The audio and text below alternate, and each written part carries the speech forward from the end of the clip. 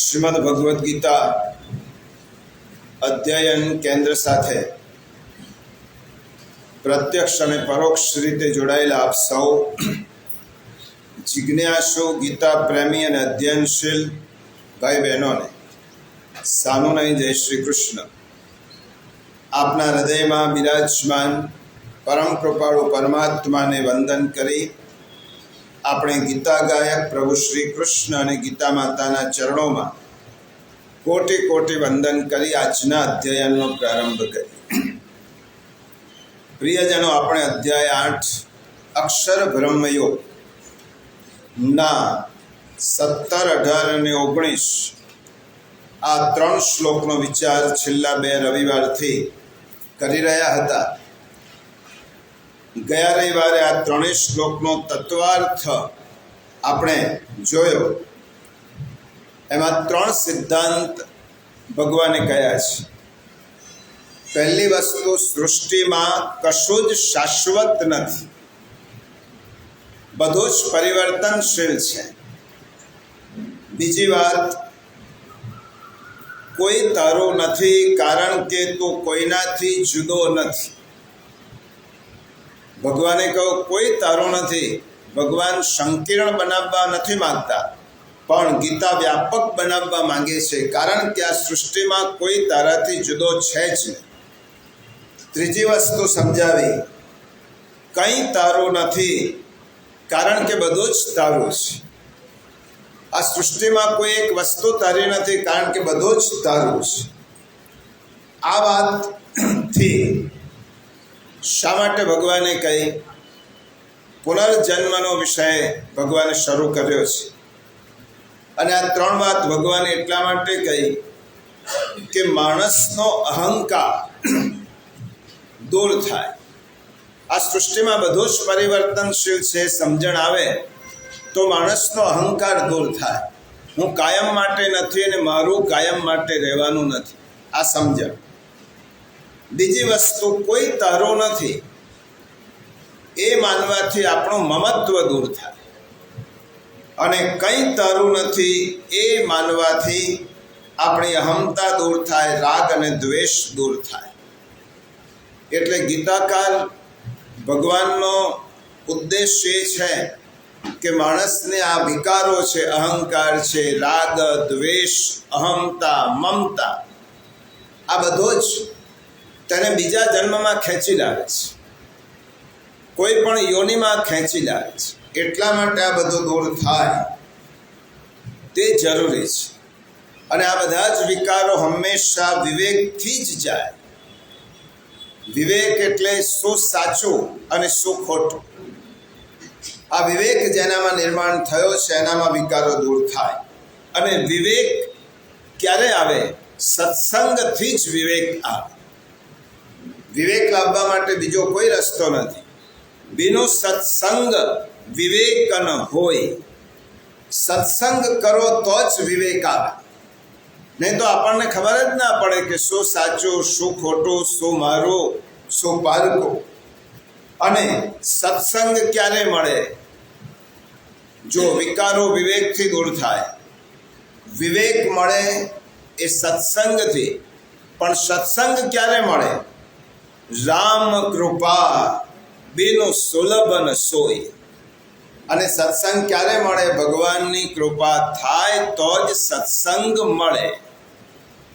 આ તુલસીદાસજીએ કહ્યું છે. એટલા માટે આપણને સત્સંગ કરવાની ઈચ્છા થઈ, સત્સંગ પ્રાપ્ત થયો, સત્સંગની તક મળી, એનો અર્થ સમજી લો કે ઈશ્વરે આપણા ઉપર કૃપા કરી છે. તુલસીદાસજી કહે છે, બિનો સત્સંગ વિવેક ન હોય, રામ કૃપા બિનુ સુલભ ન સોય. ઈશ્વરની કૃપા વગર સત્સંગ મળતો જ નથી. અને એટલા માટે હરિકૃપા વગર સત્સંગ પ્રાપ્ત થતો નથી. સત્સંગ વગર વિવેક આવતો નથી, અને વિવેક વગર વિકારો જતા નથી. અને જ્યારે વિવેક ન આવે તેની શું દશા થાય છે? શાસ્ત્રો એમ કહે છે, વિવેક ભ્રષ્ટાનામ ભવતિ વિનિપાત શતમુખમ. જેને વિવેક નથી આવ્યો તેનો વિનાશ નક્કી જ છે. કારણ કે જેને ખબર જ નથી કે સાચું શું અને ખોટું શું, એટલા માટે જેનામાં વિવેક નથી આવ્યો એનો વિનિપાત નક્કી જ છે. વિવેક ભ્રષ્ટાનામ ભવતી વિનિપાત શતમુખમ, એનો ચારે બાજુથી વિનાશ જ થાય છે. તેથી સદવિચારોના ચિંતનથી જ ઉપરની વાતો આવે. આપણે સતત સદવિચારો સાંભળીએ છીએ, તેનું મનન કરીએ છીએ, તેનું ચિંતન કરીએ છીએ. એ એટલા માટે જરૂરી છે કે આ વિચારોનું બીજ આજે તમને ખબર નહીં પડે, પણ આ વિચારોનું બીજ ક્યારે ફલિત થશે એ કહેવાય નહીં. અને આ ટેકનોલોજીના યુગમાં ઘણા બધા બનાવો આત્મહત્યાના બનતા જાય છે. માણસ કોઈ પણ ક્ષણનો વિચાર કર્યા વગર સુસાઇડ કરી દે છે. આ શા માટે થાય છે? કારણ કે તેને વિવેક નથી. આ માનવ જન્મ મળ્યો છે તે ફરીથી મળવાનો નથી જ. સત્કર્મો હશે તો ભગવાન સારા કુળમાં જન્મ આપવાના જ છે. પરંતુ માનવ જન્મ પ્રાપ્ત થયો છે એને તમે ફેંકી દો, એનો અર્થ એમ થયો કે તમારામાં વિવેક શૂન્યતા છે. અને વિવેક ક્યારે આવે? સત્સંગથી આવે, અધ્યયનથી આવે, સદવિચારોથી આવે. એટલા માટે આપ સૌને અભિનંદન છે કે આપણે નિયમિત રીતે આ સત્સંગની ગંગામાં સ્નાન કરી રહ્યા છીએ, બોલનાર અને સાંભળનાર. આપણા ઉપર પ્રભુએ કૃપા કરી છે તો આપણે આ સત્સંગનું પાન શ્રીમદ ભગવદ્ ગીતા રૂપી ગંગામાં ડૂબકી મારી રહ્યા છીએ. અને એનું ચિંતન થાય છે, એનું મનન થાય છે. અને ફરીથી આપ સૌને અભિનંદન આપું કે જ્યારે ગયા રવિવારે મળ્યા હતા ત્યારે આપણામાંથી કેટલાક ભાઈ બહેનોએ ખૂબ સુંદર રીતે ચિંતન અને મનન કર્યું. જે શ્લોક સાંભળો એનું ચિંતન અને મનન એ આપણા પછીના કાળમાં થવું જોઈએ. બોલનાર છે તે આ શ્લોકનું ચિંતન પહેલાં કરે અને સાંભળનાર છે આ શ્લોકનું ચિંતન પછી કરે. સાંભળ્યા પછી તેના મનમાં સતત આનું રટણ થવું જોઈએ કે જે ભગવાને ગીતામાં કહ્યું છે. પણ આ બધું ક્યારે થાય? પહેલું સાંભળવું આ પહેલી શરત છે. કેટલાક લોકો એમ કે સાંભળવાથી શું થાય? મધુસૂદન સરસ્વતીએ પોતાના ભક્તિ રસાયણ ગ્રંથમાં લખ્યું છે, શ્રુત્વા ધર્મમ વિજાનાતિ. તમે સાંભળશો તો જ તમને ધર્મ ખબર પડશે. શ્રુત્વા ધર્મમ વિજાનાતિ શ્રુત્વા પાપમ પરિત્યજે. તમે સાંભળશો તો તમે પાપથી દૂર રહી શકશો. તમારું મન તમને ખોટું કરતા અટકાવશે. એટલા માટે શ્રુત્વા પાપમ પરિત્યજે શ્રુત્વા નિવર્તતે મોહ. મધુસૂદન સરસ્વતી કહે છે આપણો મોહ સાંભળવાથી જ દૂર થાય. અને શ્રુત્વા જ્ઞાનામૃતમ લભે, અને સાંભળવાથી જ જ્ઞાન રૂપી અમૃત મળે. 24 કલાકમાં બીજી બધી વાતો તો આપણે 23 કલાક સાંભળવાની જ છે. અઠવાડિયા દરમિયાન 6 દિવસ ઉપરાંત આપણે ઘણી બધી વાતો, ન ગમતી વાતો, લૌકિક વાતો, ન ઈચ્છતા હોય તેવી વાતો કાનમાં ભરાવવી જ પડે છે, સાંભળવું જ પડે છે. તો એક સમય એવો રાખવો જોઈએ કે જે વખતે કોઈ લૌકિક વાતો નહીં, અલૌકિક વાત. જે વખતે વ્યવહારની કોઈ વાત નહીં, પણ સત્સંગની વાતો, ભગવાનની વાતો, ભગવાનના ગુણગાનની વાતો. એટલા માટે સાંભળવું જોઈએ. સત્શ્રવણ આ ખૂબ જરૂરી છે. અને ભક્તિની પહેલી નવદા ભક્તિમાં પ્રહલાદજીએ પહેલું જ કહ્યું, શ્રવણમ કીર્તનમ વિષ્ણુ સ્મરણમ પાદ સેવનમ. પહેલું શું કહ્યું? શ્રવણમ. તમે ઘણું બધું સાંભળો, સત શ્રવણ કરો. અને આ શ્રવણ કરવાથી ભાગવતના વેણુગીતમાં તેમ કહ્યું કે કાન દ્વારા ભગવાન આપણી અંદર પ્રવેશ કરે છે. કર્ણેન્દ્રિય દ્વારા ઈશ્વરનો પ્રવેશ આપણામાં થાય. એટલા માટે શ્રવણનું મહત્વ છે. તો ગયા વખતે આ ગીતા શ્રવણ, ગીતા અધ્યયન, ગીતા ચિંતન, ગીતા મનન, એવી રીતે ભાગવત ગીતા સાથે બધા જ સદગ્રંથો આવી જાય. આનું મનન શ્રવણ કરીશું તો ચિંતન થશે. સાંભળ્યું જ નહીં હોય તો તમે શાનું ચિંતન કરશો? અને ચિંતન કરશો તો અંદર આપણા વિચારો આપણે વાગોળી શકીશું. એટલા માટે ગયા વખતે આપણે સાંભળ્યું કે આખું જગત અવ્યક્તમાંથી નિર્માણ થયું છે. આપણે બ્રહ્માની વાત સાંભળી, અવ્યક્તાદ વ્યક્તય સર્વા. અને ભગવાને કહ્યું કે આ જગત નાશવંત છે. છેવટે આ બધી જ સૃષ્ટિ અંતિમ વ્યક્તમાં અવ્યક્તમાં લીન થઈ જાય છે. બધાનો નાશ છે, શાશ્વત કશું જ નથી. તો આ જગત નાશવંત છે. કેવી રીતે? મહાપ્રભુજી ઉદાહરણ આપે છે. કરોળીઓ જેવી રીતે પોતાની લાડમાંથી જ જાડું બનાવે, અને જ્યારે જાડાને સમેટી લેવું હોય ત્યારે પોતાની અંદર જ સમેટી લે. એવી રીતે પરબ્રહ્મ પરમાત્મા જ્યારે સૃષ્ટિની રચના કરવાની ઈચ્છા થાય છે ત્યારે પોતાનામાંથી જ સમગ્ર સૃષ્ટિનું સર્જન કરે છે. અને જ્યારે ભગવાનને એમ થાય કે હવે બધું જ સમેટી લેવું છે તો પોતાનામાં જ તે સમેટી લે છે. એટલે અવ્યક્તમાં જ બધું લીન થઈ જાય છે. તો હવે પ્રશ્ન એ થાય, બધું જ નાશવંત થઈ જતું હોય, સમય આવે પ્રલય કાળમાં બધાનો નાશ થતો હોય, બધી જ વસ્તુઓ વિલીન થઈ જતી હોય, તો પછી પાછી સૃષ્ટિ કોની પ્રેરણાથી શરૂ થાય છે? આપણને પ્રશ્ન થાય. ગીતામાં કહો બધું જ નાશવંત છે. જો બધું જ નાશવંત હોય, બધું જ અવ્યક્તમાં વિલીન થઈ જવાનું હોય, તો પાછી જ્યારે સૃષ્ટિ રચાય છે તે કોણ રચે છે? કોની પ્રેરણાથી થાય છે? કોના સંકલ્પમાંથી થાય છે? એનો જવાબ ભગવાન હવે 20મા શ્લોકમાં આપે છે. આપણે આજે 20મા શ્લોકનું અધ્યયન કરવાનું છે. 20મો શ્લોક 8મો અધ્યાય. પહેલાં આપણે પારાયણ કરીએ. 8મો શ્લોક 20મો અધ્યાય, 20મો અધ્યાય 8મો શ્લોક, 8મો અધ્યાય 20મો શ્લોક. જો પાન નંબર 202. આ મારી પાસે ગીતા જુદી છે. 135. પરસ્તસ્માત્તુ ભાવોન્યો વ્યક્તો વ્યક્તાત્ સનાતનઃ યહ સર્વેષુ ભૂતેષુ નશ્યત્સુ ન વિનશ્યતિ પરઃ તસ્માत् તો ભાવઃ અન્યઃ અવ્યક્તઃ અવ્યક્તાत् સનાતનઃ યહ સઃ સર્વેષુ ભૂતેષુ નશ્યત્સુ ન વિનશ્યતિ. શબ્દના અર્થ જાણી લઈએ.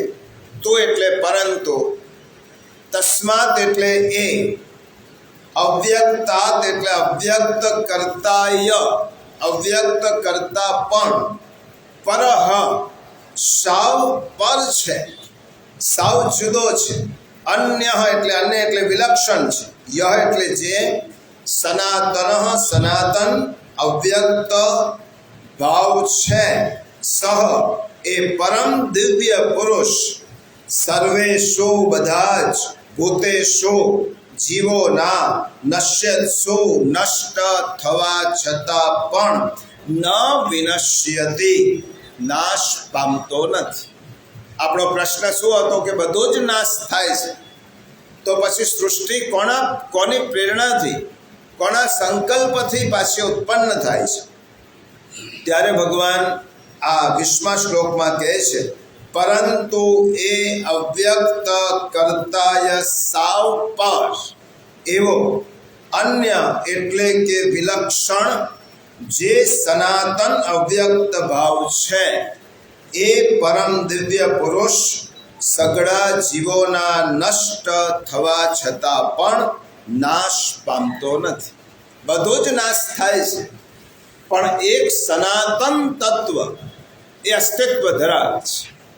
આ ગીતાનો બહુ જ સિદ્ધાંત બહુ મહત્વનો છે. બધો જ નાશ થાય છે, પરંતુ એક તત્વ એવું છે કે જેનો ક્યારેય પણ નાશ થતો નથી.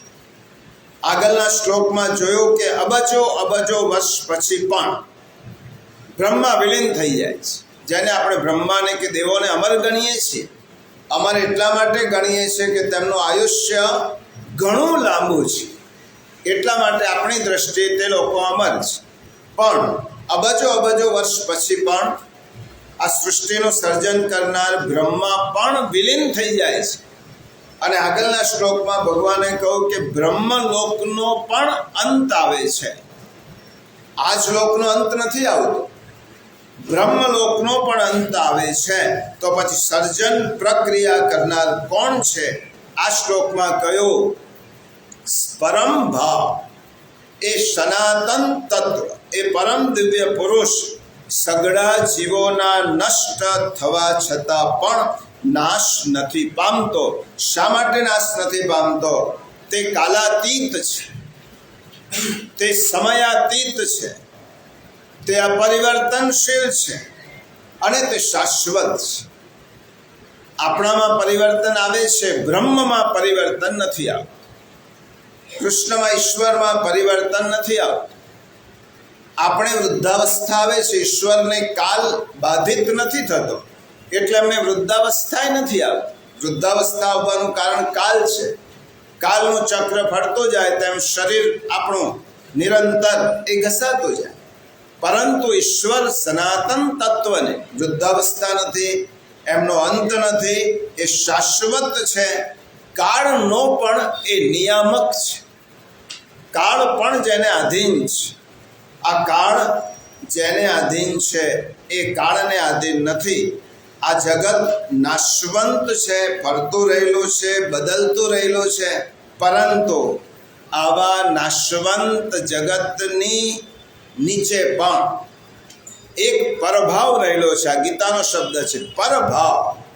આ શબ્દ યાદ રાખજો, કારણ કે એનું જ વિશ્લેષણ આજે સમજવાનું છે. પરભાવ, પરસ્તસ્માત ભાવોન્યો. પરભાવ છે એ શબ્દ સમજી. પર એટલે શ્રેષ્ઠ. આપણે પરમાત્મા કહીએ છીએ, પરનો અર્થ શું થાય? શ્રેષ્ઠ. પર એટલે અદ્વિતીય, અખંડ અને અપરિમેય. પરનો અર્થ શું થાય? સંસ્કૃત વ્યાકરણ પ્રમાણે, સંસ્કૃત શબ્દકોશ પ્રમાણે શ્રેષ્ઠ છે, અદ્વિતીય છે, અપરિમેય છે, અખંડ છે. અને ભાવ એટલે શું થાય? ભાવ એટલે સત્તા, ભાવ એટલે અસ્તિત્વ. જેનું અસ્તિત્વ, જેની સત્તા એ શાશ્વત છે, એ સનાતન ભાવ છે. એની સત્તા શાશ્વત છે. અવ્યક્ત કરતા પણ એ અવ્યક્તનું પણ અવ્યક્ત છે, કારણ કે બ્રહ્માની ઉત્પત્તિ પણ તેમનામાંથી થાય છે. એટલા માટે ગૂઢથી પણ ગૂઢ છે, સૂક્ષ્મ કરતા પણ સૂક્ષ્મ છે, અને વિરાટ કરતા પણ વિરાટ છે. આ તત્વ બ્રહ્મા વગેરે અવ્યક્ત છે, તેના કરતા પણ આ એક ભાવ છે, પરભાવ, તે એનાથી ઉપર છે. એ જાણવું જોઈએ. હવે આપણને એમ થાય પરભાવ, આ જે શાશ્વત ભાવ છે, આ શાશ્વત ભાવ એ ગીતાનો ગાયક કૃષ્ણ જ છે એનું પ્રમાણ છે. ભગવાન અહીંયા પોતાની વાત નથી કરી, ભગવાને ત્રીજા પુરુષમાં કહ્યું છે, હે અર્જુન, આ નાશવંત સૃષ્ટિની પાછળ પણ એક એવું તત્વ રહેલું છે જે ક્યારેય પણ નાશ પામતું નથી. ભગવાને અહીંયા પોતાનો ઉલ્લેખ નથી કર્યો. હવે આપણને પ્રશ્ન થાય કે આ સૃષ્ટિની પાછળ જે શાશ્વત ભાવ છે એ શ્રી કૃષ્ણ જ છે, એનું પ્રમાણ શું? ભગવાને તો પોતાની રીતે ઘણા બધા શ્લોકમાં કહ્યું છે, અહમ વૈશ્વાનરો ભૂત્વા, ઘણી બધી વાતો કરી છે. પરંતુ ભગવાન જ્યારે ગીતામાં કહે ત્યારે આપણને જ્યારે પૂર્ણ શ્રદ્ધા ના હોય ઈશ્વર પર, એને એમ લાગે કે આ ભગવાનનો બહુ મોટો અહંકાર છે, આ હું કરું છું, હું કરું છું, હું કરું છું. પરંતુ સંતો છે, મહાપુરુષો છે, આચાર્યો છે, આ ભાવને સમજી શકે છે. આપણે સમજી શકતા નથી. આ પરભાવ આપણે માત્ર એનો અધ્યયન કરી શકીએ, વાંચી શકીએ, સાંભળી શકીએ, પરંતુ એને આપણે સમજતા નથી, ઓળખી શકતા નથી. તો કોણ ઓળખે છે? 4 મહાપુરુષોનું અવતરણ આજે લેવાનું છે, પછી આગળ વધશું આ પરભાવ સમજવા માટે. 4 મહાપુરુષો એટલે બંને આચાર્ય ગોસ્વામી તુલસીદાસ અને ભાગવતના રચયિતા વિરક્ત શિરોમણી સુખદેવ છે. આ 4 મહાપુરુષોએ આજે ભગવાન પરભાવ કહે છે. પ્રશ્ન આપણો એ છે, પરભાવ એટલે શ્રેષ્ઠ ભાવ, સનાતન તત્વ, શાશ્વત તત્વ. એ શાશ્વત તત્વ શ્રી કૃષ્ણ જ છે. એ કોણે કહ્યું? જો આ 2 વસ્તુ, પહેલા તો રામાયણનું ઉદાહરણ સમજી લઈએ. કૃષ્ણ અને રામ આ બંને એક જ સિક્કાના 2 અવતારો છે, જુદા નથી. પરબ્રહ્મ પરમાત્માને જ્યારે અવતાર લેવાની ઈચ્છા થઈ, અંશ અવતાર, આવેશ અવતાર, એ બધા જુદા છે. અંશ, આવેશ, કલા, આ બધા અવતારો નહીં, પણ પૂર્ણ અવતાર તરીકે આપણા શાસ્ત્રોએ 2 તત્વને, 2 અવતારને ગણ્યા છે. એક મર્યાદા પુરુષોત્તમ પ્રભુરામ, જે ત્રેતામાં પ્રગટ થયા, મર્યાદા ધર્મનું પાલન કરવાનું હતું માટે એમણે મર્યાદાનો સ્વીકાર કર્યો. બીજા અવતાર તરીકે પુષ્ટિ પુરુષોત્તમ શ્રી કૃષ્ણ દ્વાપરમાં પ્રગટ થયા અને તેમને તે અવતાર લઈ અને તે કાર્ય કર્યું. સંત તુલસીદાસજી, ગોસ્વામી તુલસીદાસજી રામાયણના સુંદરકાંડના મંગલાચરણમાં આનું પ્રમાણ આપે છે. પહેલા રામ કોણ છે? રામ અને કૃષ્ણ જુદા નથી, તે સમજી લઈએ. આપણે પરભાવને સમજીએ છીએ. તુલસીદાસજી કહે છે સુંદરકાંડના મંગલાચરણ, શાંતમ શાશ્વતમ અપ્રમેય મનઘમ નિર્વાણ શાંતિપ્રદમ બ્રહ્મા શંભુ ફણીન્દ્ર સેવ્ય મનિષમ વેદાંત વેદ્યમ વિભુમ રામાખ્યમ જગદીશ્વરમ સુરગુરુમ માયા મનુષ્યમ હરિમ વંદેહમ કરુણાકરમ રઘુવરમ ભૂપાલ ચૂડામણી. તુલસીદાસજી બહુ સુંદર રામનો તત્વ સમજાવી દીધું. આ રામ છે કોણ? જો પરભાવને સમજીએ છે, સુંદરકાંડના મંગલાચરણમાં તુલસીદાસજીએ કહ્યું શાંત છે. આ રામ કોણ? તત્વ છે, શાંત છે, સનાતન છે, જેનો ઉલ્લેખ ગીતામાં કર્યો, અપ્રમેય છે, નિષ્પાપ છે, મોક્ષ રૂપ છે, પરમ શાંતિ આપનારા છે. બ્રહ્મા, શંભુ અને શેષ પણ નિરંતર જેમની સ્તુતિ કરે છે, એવો પરબ્રહ્મ તત્વ એ માયાથી મનુષ્ય રૂપે આપણને દેખાયા. સમસ્ત પાપોને હરનારા, કરુણાની ખાણ, રઘુકુળમાં શ્રેષ્ઠ, રાજાઓમાં શિરોમણી અને રામ નામથી પ્રખ્યાત એ પરબ્રહ્મ અવ્યક્ત પરમાત્માને હું વંદન કરું છું. આ પહેલું પ્રમાણ. પરબ્રહ્મ રામ છે તો સુખદેવજીએ કહ્યું સાક્ષાત બ્રહ્મમયો હરિ. અને ગીતાનો ગાયક શ્રી કૃષ્ણ એ રામ, એ ત્રેતામાં રામ થયા અને દ્વાપરમાં એ કૃષ્ણ થયા. હવે બીજું પ્રમાણ આદ્ય શંકરાચાર્ય. આદ્ય શંકરાચાર્ય માટે એમ કહેવાય કે આજની તારીખમાં તમે વિશ્વના 10 ટોપ કક્ષાના વૈજ્ઞાનિકોની યાદી બનાવો ત્યારે શ્રીમદ આદ્ય શંકરાચાર્યનું નામ તેમાં હોય જ. એવા ભારતીય તત્વજ્ઞાનના પુરસ્કર્તા, જ્ઞાનના હિમાલય એ શંકરાચાર્ય એમના ગોવિંદાષ્ટકમમાં, જુઓ પરબ્રહ્મ, પરભાવ એ શ્રી કૃષ્ણ છે એનું પ્રમાણ શું? આ એવા વ્યક્તિઓને વાત કરું છું કે જે વ્યક્તિઓને ભગવાન પાસેથી પણ કશું જોઈતું નથી. માણસ પાસેની વાત જવા દો. આદ્ય શંકરાચાર્ય અને મહાપ્રભુ વલ્લભાચાર્યને ઈશ્વર પાસે પણ કશું જોઈતું નથી. તો તો શા માટે એ લોકો ઈશ્વરની સ્તુતિ કરે, એમનું સ્તુતિગાન કરે, એમનું ગુણગાન કરે?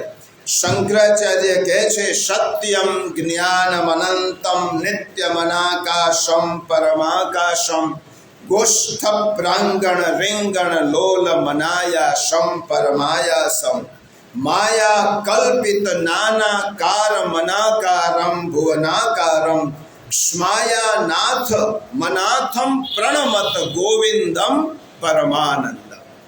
આ શંકરાચાર્ય કૃષ્ણની કરેલી સ્તુતિ છે. કૃષ્ણ પરબ્રહ્મ છે. આ કોણ કહે છે?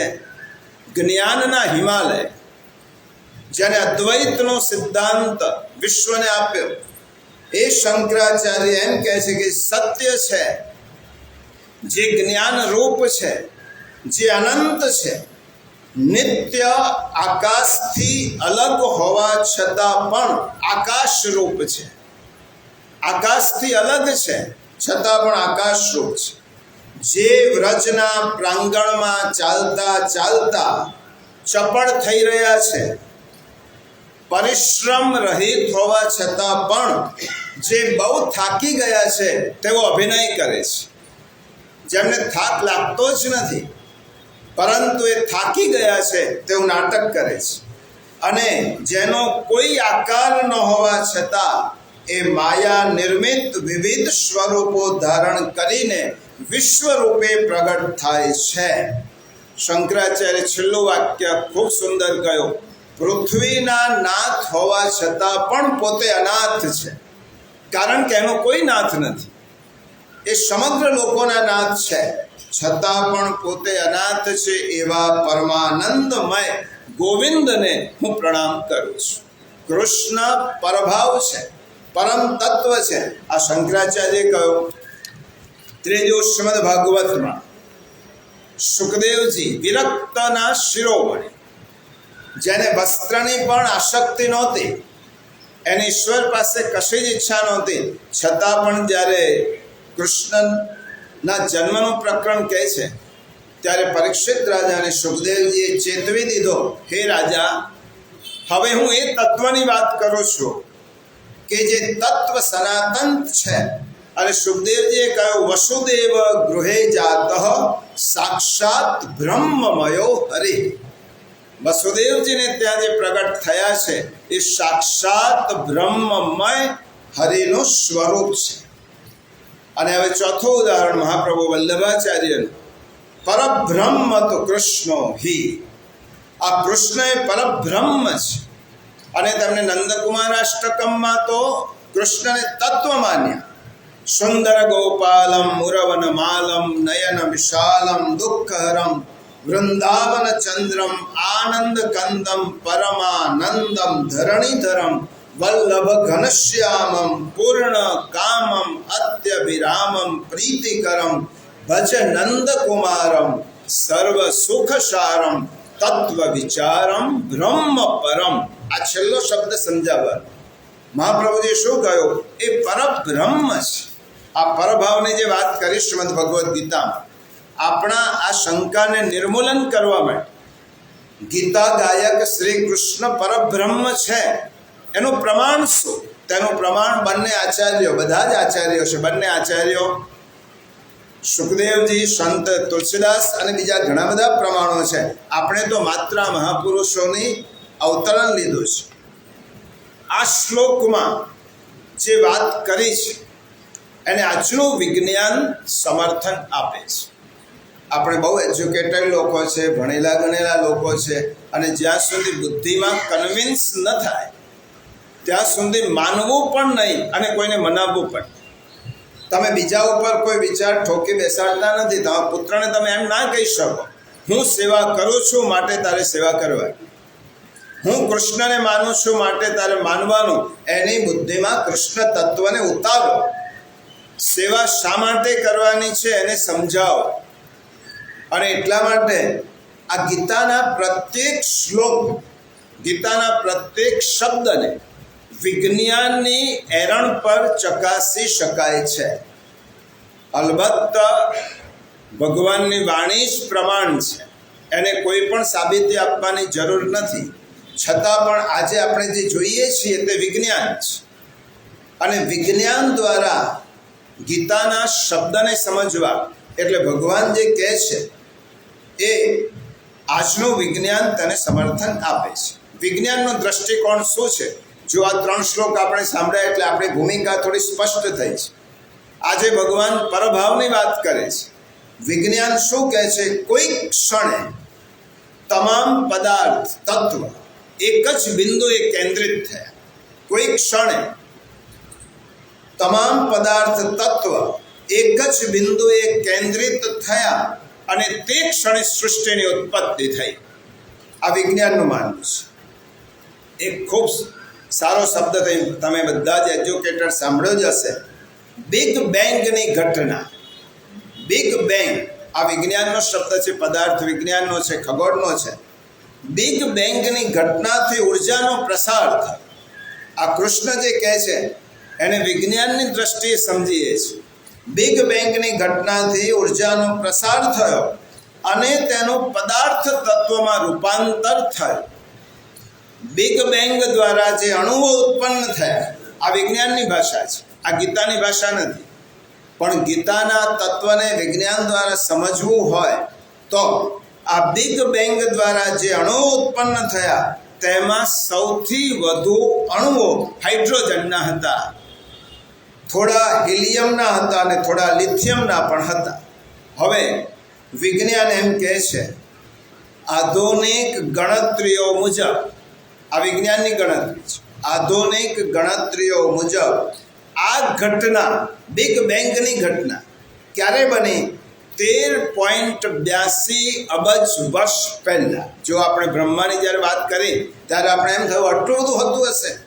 આજનું વિજ્ઞાન કહે છે આ ઘટના ક્યારે બની? 13.82 અબજ વર્ષ પૂર્વે આ ઘટના બની. અને ગીતામાં શું કહ્યું? સહસ્ર યોગ પર્યંતમ અહદયદ બ્રહ્મણો વિદો. જો ગીતાએ કહ્યું હજારો વર્ષ, વિજ્ઞાન શું કહે છે? આ ઘટના બની 13.82 અબજ વર્ષ પહેલા. આજનું વિજ્ઞાન કહે છે ભગવાન એક અજોડ શક્તિ છે. આ વિજ્ઞાન કહે છે ભગવાન એક અજોડ શક્તિ છે, તેણે બિગ બેંગનું સર્જન કર્યું. હવે આ વિજ્ઞાનની વાત છે. કદાચ ગીતાની ભાષામાં આપણે તેને બ્રહ્મા પણ કહી શકીએ, આપણે તેને શાશ્વત કમળ પણ કહી શકીએ. આ સૃષ્ટિની ઉત્પત્તિ પહેલાં ભગવાને એક અલૌકિક કમળની રચના કરી. વિજ્ઞાન તેને બિગ બેંગ કહે છે. ભગવાને સૃષ્ટિની રચના કરી ત્યારે પહેલાં બ્રહ્માને ઉત્પન્ન કર્યા. વિજ્ઞાન બ્રહ્મા નામ નથી આપતું. ભાગવતમાં બ્રહ્માનો ઉલ્લેખ કર્યો, ગીતામાં કર્યો, અને એને કોઈ હેતુથી સૃષ્ટિની રચના કરી. હવે આ સંદર્ભમાં જ્યારે વિજ્ઞાનની વાત કરીએ ત્યારે ઓથેન્ટિક વૈજ્ઞાનિકનું પ્રમાણ જોઈએ. તમે કોઈ જ્યારે શાસ્ત્રની વાત કરીએ ત્યારે આચાર્યનું પ્રમાણ જોઈએ, સંતોનું પ્રમાણ જોઈએ. અને વિજ્ઞાનની વાત કરીએ ત્યારે ઓથેન્ટિક, જેને આ જ ક્ષેત્રમાં વર્ષો ગાળ્યા છે, સાધના કરી છે, તેવા ઘણા બધા વૈજ્ઞાનિકો છે. તે પૈકી એક વૈજ્ઞાનિકનું નામ લઉં છું કારણ કે એને આપણે બધા જ ઓળખીએ છીએ અને ભારતના છે. ભારત ગૌરવ, મિસાઇલ મેન, જે આપણા રાષ્ટ્ર પ્રમુખ રહી ચૂક્યા છે, તે ડૉક્ટર અબ્દુલ કલામ સાહેબના શબ્દ. ગીતાના પરમ ઉપાસક હતા. તમને બહુ જ નવાઈ લાગશે. ગીતાના તત્વના ઉપાસક, અને એક એક શબ્દ વિજ્ઞાનની તોલે એ ગીતાના શબ્દને સમજે તે રીતના એ પરમેશ્વર. અબ્દુલ કલામ કહે છે, મહાન વૈજ્ઞાનિક, પરમેશ્વર એ કોઈ ધાર્મિક વિચાર નથી, પરંતુ સૃષ્ટિમાં જે કંઈ વિદ્યમાન છે તે તમામની પાછળનું સર્વોચ્ચ બળ છે. આ કલામ સાહેબના શબ્દો છે. પરમેશ્વર એ કોઈ ધાર્મિક વિચાર નથી, પરંતુ આ સૃષ્ટિમાં જે કંઈ વિદ્યમાન છે એની પાછળનું સર્વોચ્ચ બળ છે. આપણે બીજું કંઈ નહીં પણ આપણી સમજની બહાર એવી પ્રચંડ ગતિશીલ સૃષ્ટિનો એક અંશ માત્ર છીએ. પ્રચંડ ગતિશીલ સૃષ્ટિનો એક અંશ માત્ર છે.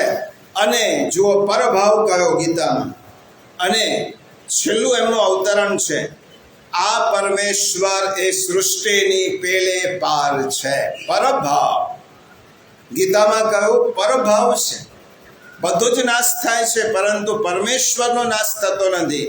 આજનું વિજ્ઞાન એમ કહે છે આ પરમેશ્વર આ સૃષ્ટિની પેલે પાર છે. આ શ્લોકમાં શું કહ્યું? પરસ્તસ્માત ભાવોન્યો વ્યક્તો વ્યક્તાત સનાતન અવ્યક્ત કર્તાય શાવ પર એવો અન્ય એટલે કે વિલક્ષણ જે સનાતન અવ્યક્ત ભાવ છે, જે પરમ દિવ્ય પુરુષ સગડા જીવોના નષ્ટ થવા છતાં પણ નાશ પામતો નથી. આ ગીતાનું કથન. અને વિજ્ઞાનનું કથન શું છે? એ પરમેશ્વર સૃષ્ટિની પેલે પાર છે અને એનો ક્યારે પણ નાશ થતો નથી. હવે વિજ્ઞાન એમ કહે છે કે 9 અબજ વર્ષે બિગ બેંગ પછી લગભગ 9 અબજ વર્ષે આશરે એને ગણતરી આપી 4.6 અબજ વર્ષ પહેલા સૂર્યમંડળની રચના થઈ. આ વિજ્ઞાનનું કહેવું છે. હવે ભાગવત શું કહે છે? ભાગવત શું કહે છે કે આદિનારાયણની નાભીમાંથી તમે ભાગવત અને વિજ્ઞાન, ગીતા અને વિજ્ઞાનનું સંયોજન કરશો તો તમારી બુદ્ધિમાં પરબ્રહ્મ પરમાત્મા ઉતરશે. શ્રદ્ધાથી તેને સમજતો તો શ્રદ્ધા તો આજે છે, કાલે તૂટી જવાનો સંભવ છે. એટલા માટે ગીતા એ કહે છે. અને ગીતા પર પૂર્ણ શ્રદ્ધા ક્યારે થશે? જ્યારે ગીતાને વિજ્ઞાનના સંદર્ભમાં સમજીશું તો. હવે ભાગવતમાં એક કથા છે કે ભગવાને આદિનારાયણે પોતાની નાભીમાંથી એક કમળ નિર્માણ કર્યું. કમળની નાભીમાંથી, નાળમાંથી બ્રહ્મા ઉત્પન્ન થયા. બ્રહ્મા વિચારવા લાગ્યા કે મારી ઉત્પત્તિ કોણે કરી? મારા શા માટે હું શેમાંથી ઉત્પન્ન થયો? તે વિચારતા તેમને કમલની નાળમાં પાછો પ્રવેશ કર્યો અને કેટલાય વર્ષો સુધી બ્રહ્મા પોતાનું મૂળ શોધવામાં પ્રયાસ કરવા લાગ્યા. કેટલાય વર્ષો સુધી ભાગવતમાં લખ્યું છે, કેટલાય વર્ષો સુધી બ્રહ્માએ પોતાનું મૂળ શોધવા માટે પ્રયત્ન કર્યો. છેલ્લે બ્રહ્મા થાક્યા. જુઓ, બિગ બેંગની વાત છે. છેલ્લે બ્રહ્મા થાક્યા ત્યારે તેમણે આકાશવાણીમાં 2 શબ્દો સાંભળ્યા, ત અને પ. આ 2 અક્ષરો સાંભળ્યા. બ્રહ્માએ વિચાર કર્યો, તેજોમય નારાયણના દર્શન કર્યા. અહીંયા શું કહ્યું વિજ્ઞાને કે 4.6 અબજ વર્ષ પછી સૂર્યમંડળની રચના થઈ. તો એ બ્રહ્માએ કેટલાય વર્ષો પછી તેજોમય નારાયણના દર્શન કર્યા, તેજોમય સ્વરૂપના દર્શન કર્યા, જેનું વર્ણન ભાગવતના બીજા સ્કંદમાં છે. અને પછી બ્રહ્માજી ભગવાનની સ્તુતિ કરે છે. આ સ્તુતિ કરે છે અને સ્તુતિ કરતા ભગવાનને શું કહે છે? પ્રભુ, મને ઉત્પન્ન કર્યો, શું આજ્ઞા છે? ફેર એટલો છે, જુઓ, આજનું વિજ્ઞાન જેને પદાર્થ ગણે છે, એને આપણું આધ્યાત્મિક શાસ્ત્રો એને વ્યક્તિ ગણે છે અને દેવ ગણે છે, એને ચૈતન્યમય ગણે છે. એ બ્રહ્માએ કહ્યું કે સૃષ્ટિ રચવાની તમને આજ્ઞા છે, તમે સૃષ્ટિની રચના કરો. બિગ બેંગમાંથી અનેક પરમાણુ ઉત્પન્ન થયા, તમે સૃષ્ટિની રચના કરો. હવે બ્રહ્માજી કહે છે, હે પ્રભુ, તમારી આજ્ઞાઓ શિરોમાન્ય છે, પરંતુ સૃષ્ટિની રચના કરતી વખતે અને સૃષ્ટિની રચના થઈ ગયા પછી મને એવું લાગવા માંડે કે હું અજન્મા છું, હું સર્વોપરી છું. એવું ન લાગવો જોઈએ, તેનો ઉપાય બતાવો. કારણ કે તમે મને કહો છો તમારી શક્તિથી હું સૃષ્ટિની રચના કરીશ, પણ મને જ્યારે એમ લાગે કે મેં જ સૃષ્ટિ રચી છે, હું સર્વોપરી છું, હું જ ઈશ્વર છું, એવું ન થવું જોઈએ. એના માટે ભગવાન તમે મને રસ્તો બતાવો. ત્યારે ભગવાને સ્વયં બ્રહ્માજીને જે ચતુશ્લોકી ભાગવત કર, આ મૂળ ભાગવત, ચતુશ્લોકી ભાગવત એ મૂળ ભાગવત કહેવાય. પછી વેદવ્યાસજીએ તેનો 18,000 શ્લોકમાં તેનો વિસ્તાર. હવે મૂળ ભાગવત છે, એ મૂળ ભાગવતમાં ભગવાન શું કહે છે? જો વિજ્ઞાનનો સંદર્ભ ભાગવતમાં પણ છે. હવે આ ભાગવતનો શ્લોક છે, આ ગીતાનો પરભાવ સમજીએ છીએ. ભાગવતનો શ્લોક છે. ભગવાન કહે છે બ્રહ્માને, જ્ઞાનમ પરમ ગુહ્યમ મે યદ વિજ્ઞાન સમન્વિતમ સરહસ્યમ તદંગં ચ ગૃહાણમ ગદિતમ મયા. હે બ્રહ્મા, હું તમને મારું પરમ ગોપનીય જ્ઞાન, વિજ્ઞાન સહિત, જો વિજ્ઞાનનો ઉલ્લેખ ભાગવતમાં આવ્યો, વિજ્ઞાન સહિત જે જ્ઞાન છે તેનું રહસ્ય, તેના અંગો સહિત હું જે વર્ણન કરું છું તે સાંભળો. અને પછી કહ્યો, યાવાનહમ યથા ભાવો યદ્રૂપ ગુણકર્મક તથૈવ તત્વ વિજ્ઞાનમ. ભગવાન શું કહે છે? હું જેટલો છું, જે ભાવોથી યુક્ત છું, જે રૂપ ગુણ અને લીલાઓથી સમન્વિત છું, એ બધા તત્વનું વિજ્ઞાન તમને મારી કૃપાથી પ્રાપ્ત થશે. અને પછી ભગવાન 4 શ્લોક કહે છે. આ ગીતાનું ભાષ્ય છે, ગીતાના શ્લોકનું ભાષ્ય છે. પરસ તસ્માત ભાવોન્ય. હવે ભગવાન શું કહે છે? ચતુશ્લોક એ તો બહુ મોટો વિષય છે, આપણે એને આજે ગીતાનો રેફરન્સ તરીકે સમજીએ છીએ. ભગવાન શું કહે છે? આ સૃષ્ટિના પૂર્વમાં હું હતો, અહમેવા સમેવાગ્રે નાન્ય યદ સદસત પરમ. ભગવાન શું કહે છે? આ સૃષ્ટિના પૂર્વમાં હું હતો, મારાથી ભિન્ન કશું જ હતું નહીં. સૃષ્ટિના ઉત્પન્ન થયા પછી પણ જે કંઈ આ દ્રશ્યમાન પદાર્થો છે તે બધા જ હું છું, એ બીજા નથી. બધાનો નાશ થઈ ગયા પછી પણ જે કંઈ બાકી રહેવાનું છે તે હું જ છું. જેમ આભાસ અર્થાત કોઈ વસ્તુનું પ્રતિબિંબ ખરેખર વસ્તુ નથી હોતું. તમે વસ્તુનું પ્રતિબિંબ જ્યારે દર્પણમાં જુઓ ત્યારે વસ્તુ નથી, એનું પ્રતિબિંબ છે. કાચ ફૂટી જાય તો એને કોઈ અસર થતી નથી. એવી રીતે ભગવાન કહે છે કે આ જગત એ મારું જ પ્રતિબિંબ છે. મારા સિવાય આ દુનિયામાં કશું જ નથી. મારું પ્રતિબિંબ એ આ જગત છે, દ્રશ્યમાન જગત છે. અને એ દ્રશ્યમાન જગત જ્યારે વિલીન થઈ જાય છે ત્યારે કોઈ રહેતું નથી, માત્ર હું જ અવશેષ રહું છું. પરસ તસ્માત ભાવોન્યો વ્યક્તો વ્યક્તાત સનાતન યશ સર્વેષુ ભૂતેષુ નશ્યત્સુ ન વિનશ્યત. બધું જ નાશ પામે છે, છતાં પણ હું રહું છું. આ સંદર્ભમાં પશ્ચાદહમ યદેતત છે. અને ભાગવતમાં કહ્યું, બધાનો નાશ થઈ ગયા પછી પણ જે રહે છે તે હું છું. આ ગીતાના શ્લોકમાં કહ્યું. હવે આ જ સંદર્ભની વાત એક મહાન બીજા વૈજ્ઞાનિક, ભારતીય નથી, એ વૈજ્ઞાનિક એમ કહે છે, ફ્રાન્સિસ કોલિન્સ. તમે વિજ્ઞાનના સ્નાતકો છે, પારંગતો છે, એમને નામ સાંભળ્યું હશે. ફ્રાન્સિસ કોલિન્સ એમ કહે છે કે આ ભગવાન એવા ભગવાન છે. આ એના શબ્દોનો હું અનુવાદ વાંચું છું. આ ભગવાન એવા ભગવાન છે કે જેમણે આ સૃષ્ટિની રચના પણ કરી અને એક માણસ બનાવવાનું આયોજન, એવા બંને કામ એક સાથે કર્યા. તમામ સજીવોની ઉત્પત્તિ એક જ પૂર્વજમાંથી થઈ છે. આ વિજ્ઞાન, તમામ સજીવોની ઉત્પત્તિ એક જ તત્વમાંથી થઈ છે અને એક જ પૂર્વજમાંથી થઈ છે. એવા ખ્યાલને ટેકો આપવા માટે જેટલા પુરાવા પ્રાપ્ત થાય છે બધા ભાવ વિભોર કરી દે તેવા છે. આ વિજ્ઞાનીએ સંશોધન કર્યું છે. એક જ પૂર્વમાંથી બધાની ઉત્પત્તિ થઈ. અને ધ લેંગ્વેજ ઓફ ગોડમાં એ લખે છે કે ભગવાન પોતે, જો આ ગીતાનો સંદર્ભ, ભગવાન પોતે આકાશ અને સમય બંનેથી પર હોવાથી, આકાશ અને સમય બંનેથી પર હોવાથી તેઓ સૃષ્ટિના આરંભ પહેલા પણ હતા. અહમેવા સમેવાગ્રે. આપણે ભાગવતની કથા સાંભળીએ ત્યારે એમ લાગે કે આવું હતું હશે. અહમેવા સમે, સૃષ્ટિના આરંભ પહેલા પણ હતા. તેમને ખબર હતી કે શું પરિણામ આવવાનું છે. પરિણામ તેમને ખબર હતી. તેમના મનમાં કોઈ અનિશ્ચિતતા નહોતી. આવી રીતે આ વિજ્ઞાનીએ ગીતાના અને ભાગવતના શ્લોકને સમર્થન આપ્યું છે.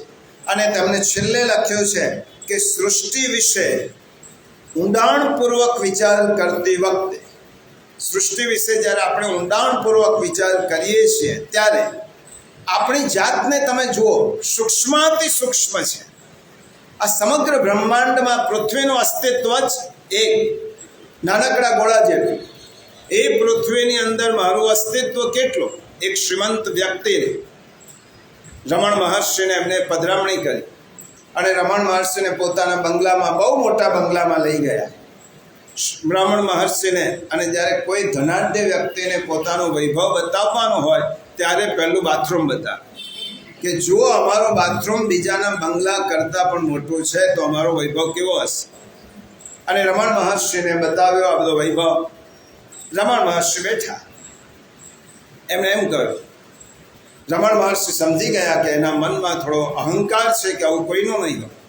રમણ મહર્ષિએ કહ્યો, એ પૃથ્વીનો એક નકશો મંગાવ અને સમગ્ર બ્રહ્માંડ, આ પૃથ્વી એ ક્યાં આવી બ્રહ્માંડ, તું મને કહે. ત્યારે પેલો કહે, સમગ્ર બ્રહ્માંડ અનંત કોટી બ્રહ્માંડ છે, એક બ્રહ્માંડ જ નથી, અનંત સૂર્યમાળાઓ છે. એમાંનું એક બ્રહ્માંડ, એનો એક નાનકડો ઉપગ્રહ સૂર્યમાળા, એનું નામ પૃથ્વી. સારું, આ પૃથ્વીનો નકશો છે. હવે તું મને બતાવ કે આ પૃથ્વીની અંદર આપણું ભારત ક્યાં? પેલા એ કહું કે આ છે. આ ભારતમાં આપણું ગુજરાત ક્યાં? પેલા એ કહું આટલી છે. આ ગુજરાતમાં તારું ગામ ક્યાં? આ જગ્યા. એની અંદર એ તો પછી દેખાય જ નહીં નકશા.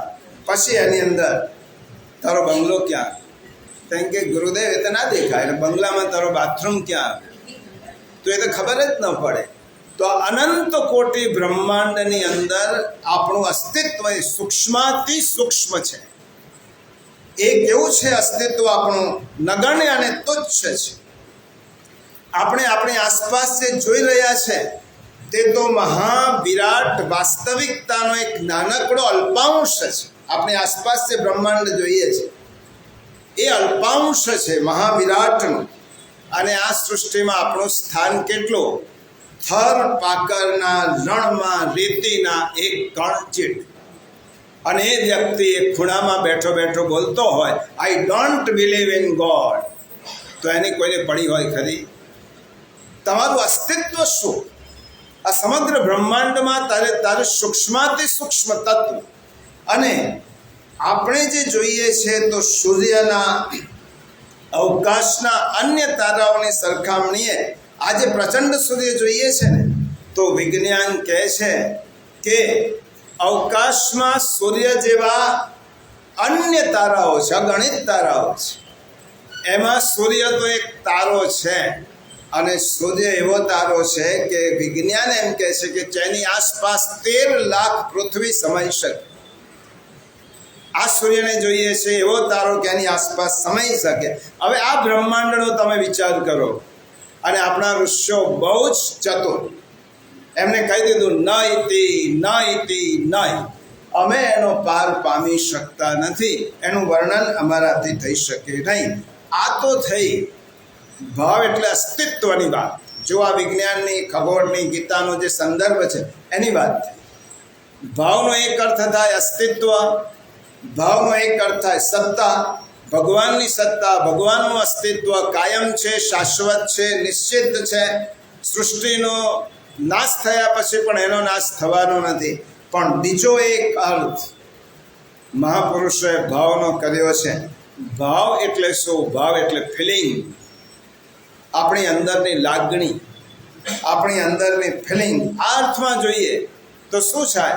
બધા જ ભાવો નાશ પામવાના છે. ભગવાનનો આપણા પ્રત્યેનો ભાવ છે એ ક્યારે પણ નાશ પામવાનો નથી. જો હવે થઈ આખી વાસ્તવિક વાત. હવે થોડી આપણે મનોવૈજ્ઞાનિક વાત કરીએ તો ભગવાન શું કહે છે? પરભાવ એટલે ભગવાનનો ભાવ, જગતના લોકોનો ભાવ કેવી રીતનો હોય? એ હંમેશા નષ્ટ થનાર છે. અને ભગવાનનો ભાવ કેવી રીતનો છે? જે ક્યારે પણ નાશ પામવાનો નથી. આપણા પ્રત્યે બીજા, અને બીજા પ્રત્યે આપણો કેવો ભાવ હોય છે? આપણે આપણી જાતને અલગ કરતા નથી જગતથી.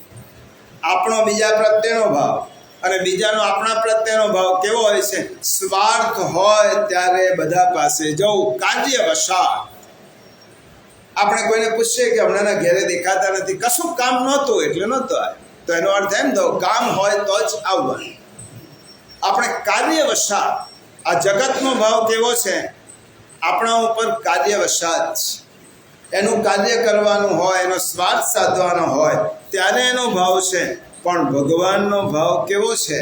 ભગવાન કહે છે પરભાવ છે. ન વિનશ્યતિ, એ ક્યારે પણ નાશ પામતો જ નથી. સુભાષિતકારે બહુ સરસ કહ્યું, વૃક્ષમ ક્ષીણ ત્યજંતિ વિહગા. વૃક્ષમ ક્ષીણ ત્યજંતિ, જે સુકાયેલું વૃક્ષ થાય ને એને પક્ષીઓ છોડી દે. આ સંસારની વાત કરી છે. જેને શુષ્કમ સરસારસા, જેને તળાવમાં પક્ષીઓ, એ જ્યારે તળાવ ખલાસ થાય, સરોવરનું પાણી સુકાઈ જાય ત્યારે તેને છોડી દે. નિર્દ્રવ્યમ પુરુષમ ત્યજંતિ ગણિકા, જેની પાસે પૈસો ખલાસ થયો તેને ગણિકા ત્યજી દે. ભ્રષ્ટમ રૂપમ મંત્રીણ, જે રાજા ભ્રષ્ટ થયો હોય તેને મંત્રીઓ છોડી દે. પુષ્પમ પર્યુષિતમ ત્યજંતિ મધુપા, મધ પીધા મધ ગ્રહણ કર્યા પછી ભમરાઓ એ ફૂલને છોડી દે. દગ્ધમ વનાંતમ મૃગા, અને જે જંગલે આશરો આપ્યો તે જંગલ બળી જાય ત્યારે હરણો તેને છોડી દે.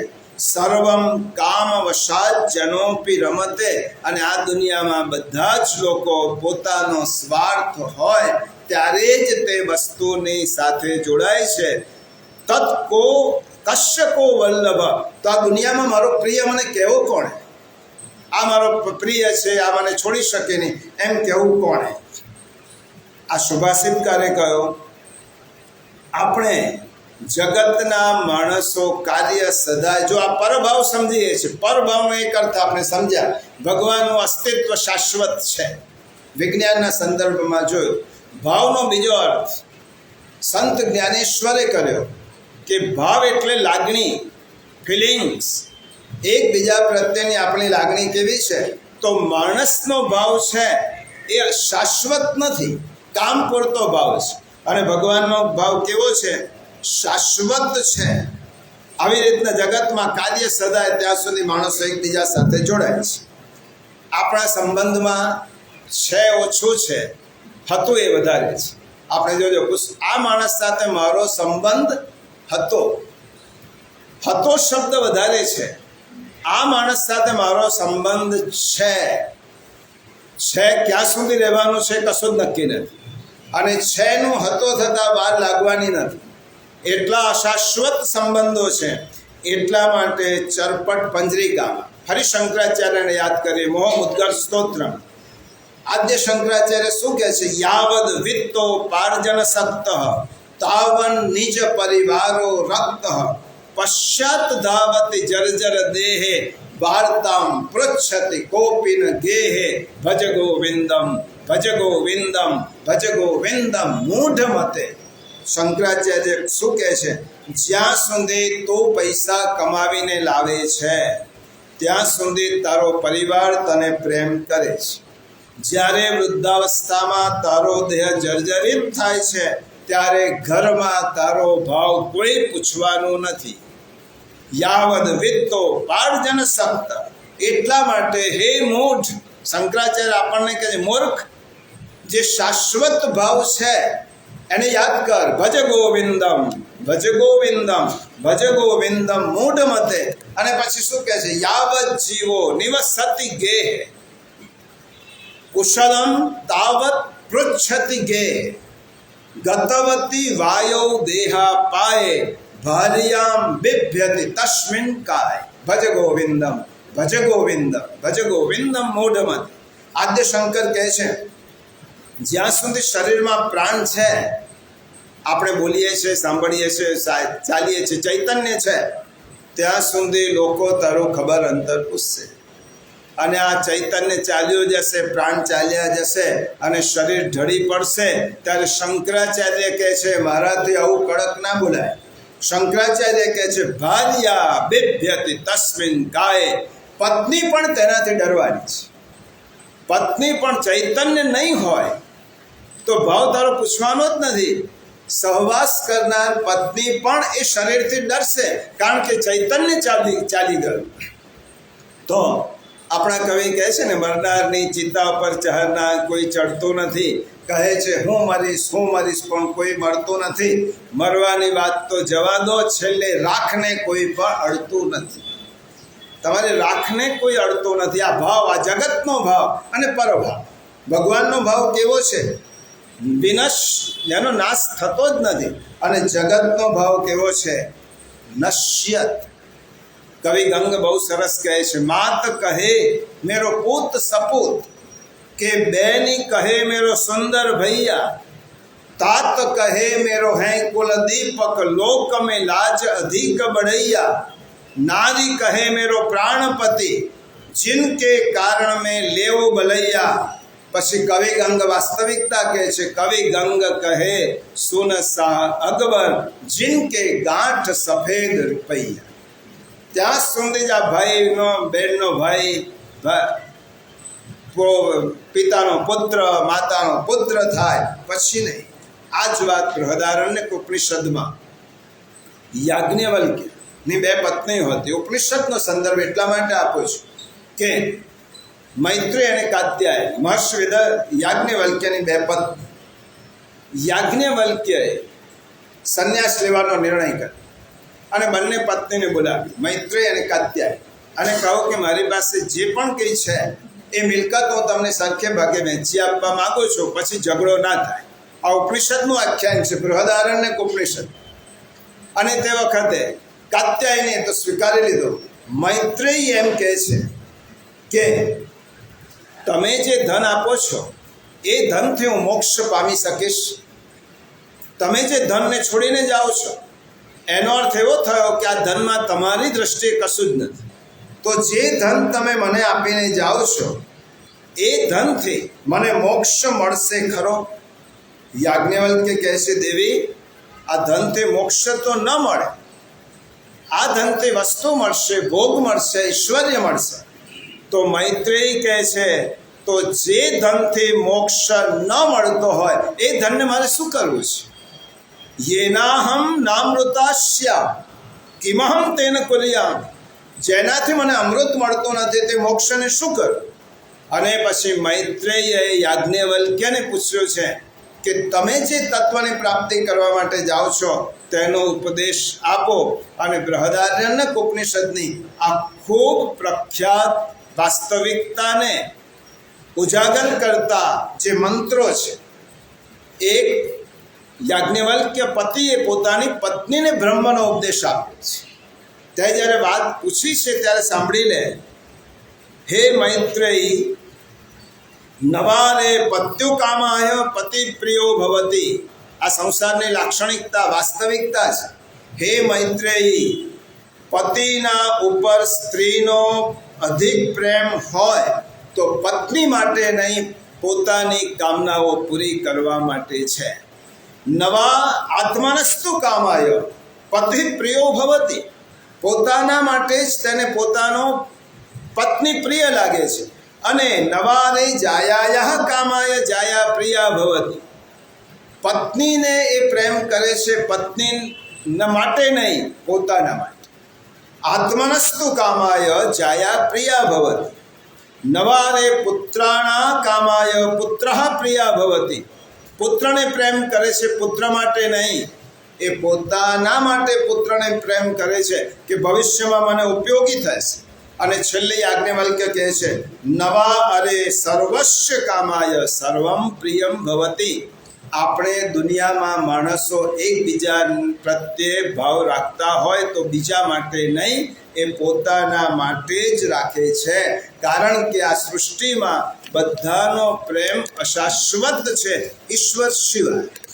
અને આ ઘટના આપણે 2 વર્ષ પહેલાં નજરે નિહાળી લીધી. 2 વર્ષ પહેલાં ભગવાને આવો એક કપરો સમય આપણને દેખાડ્યો. અને એ સમયે આપણે ઘટનાઓ જોઈ લીધી, વાસ્તવિક પરિસ્થિતિ બધાએ જોઈ.